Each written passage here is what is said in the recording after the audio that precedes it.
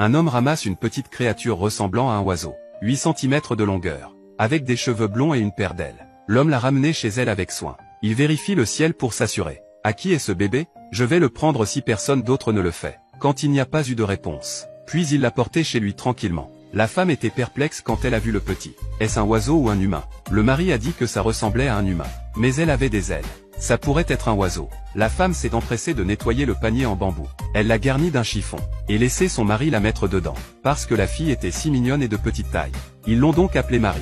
Comme ils avaient déjà 50 ans, ils étaient toujours sans enfant. La femme aimait donc beaucoup Marie. Elle a donné à Marie un verre d'eau avec son doigt. Ça a fait fondre mon cœur de voir un petit si mignon. Son cœur a fondu. Tôt le lendemain matin, elle a donné à Marie une formule. Elle s'est aussi essuyé soigneusement la bouche. Après le dîner, elle a acheté un jouet, modifié un peu la robe.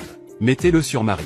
Elle a enlevé ses chaussettes, fait un manteau à Marie, couvert les ailes de Marie, puis il a poussé le chariot à l'extérieur. Tous les habitants de la ville sont venus voir Marie, avec des sourires heureux sur leur visage. Regardez Marie tout le temps. Marie s'est sentie un peu effrayée. Sa femme a repoussé Marie immédiatement. Le temps a passé. Marie grandit. Marie, qui ne pouvait pas marcher, continuait à battre des ailes.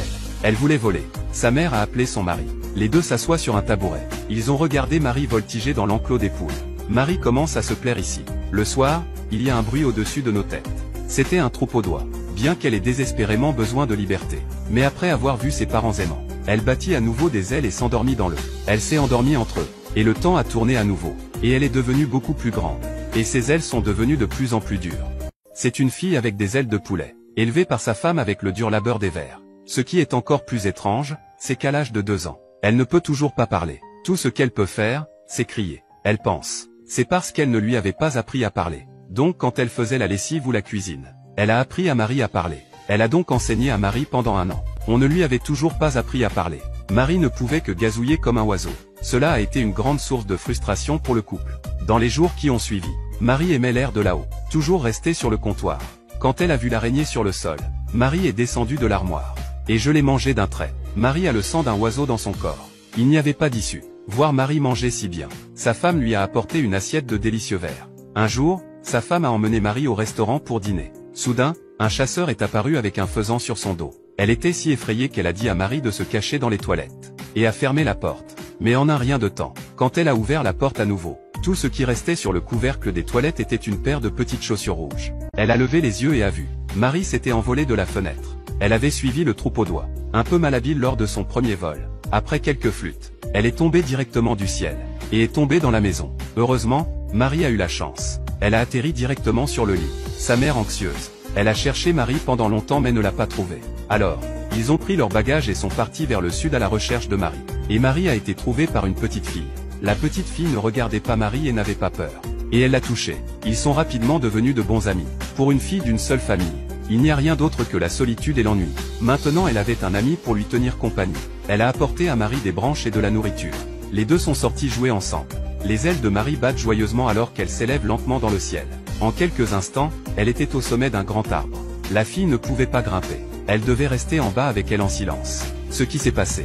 Les deux se sont réveillés. Ils sont tombés sur les parents de Marie qui se rafraîchissaient sous le sapin. Mais quand ils lèvent les yeux, Marie s'était encore envolée. Les deux hommes n'ont pas hésité. Ils ont continué vers le sud. Deuxième vol. Marie était surtout capable de gérer les ailes. Mais c'était toujours un peu difficile. Soudain, les oies voient que Marie ne sait pas. Ils commencent à l'attaquer. Marie, qui était si faible, est tombée à la renverse. Elle tombe par hasard sur le clocher. Elle a été trouvée par les habitants de la ville. Les pompiers sont arrivés sur les lieux. Il leur a fallu déployer tous leurs efforts pour atteindre l'étage supérieur. Mais, Marie s'était déjà envolée. Puis il est monté sur le mur et a dit qu'il criait à l'aide. L'homme a ensuite été licencié. Il a conduit le couple vers la forêt lointaine. Il voulait aider les deux hommes à trouver Marie. Soudain, il y a eu des coups de feu dans les bois. Il s'est avéré que c'étaient des chasseurs à la chasse. Le trench coat de Marie est tombé du ciel.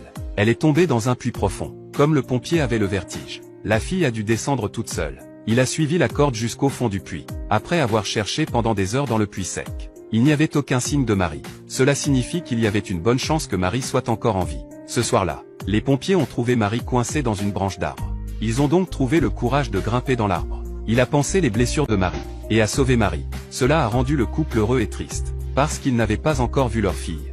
Donc la paire a continué à rouler sur. Finalement, ils ont repéré leur fille Marie dans un troupeau d'oies. Ils ont repéré leur fille, Marie. Mais les oies étaient sur le point de traverser l'océan. Le couple était très inquiet pour leur fille. Et si elle tombait, ils ne pouvaient que s'asseoir sur le rivage, laissant des larmes dans leurs yeux alors qu'ils priaient pour leur fille. Malheureusement, le danger était toujours là.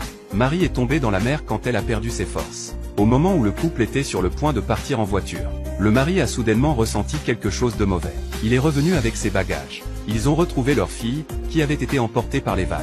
Après un long voyage, Marie était enfin de retour dans les bras de sa femme. Elle sautait de joie. Mais le lendemain matin, Marie n'arrêtait pas de frapper contre la fenêtre. Plus que la chaleur d'un foyer. Il semblait vouloir la liberté plus que la chaleur d'un foyer. Craignant que sa fille ne soit blessée, ils ont dû emmener leur fille à la plage tôt le matin. Jeter leurs mains ensemble. Ils ont regardé leur fille s'envoler lentement au loin, malgré la tempête qui s'annonce. Mais ils ont laissé Marie, pour vivre la vie qu'ils voulaient, ce dont un enfant a besoin. Les parents font ce qu'ils peuvent. Peut-être que c'est la grandeur de l'amour.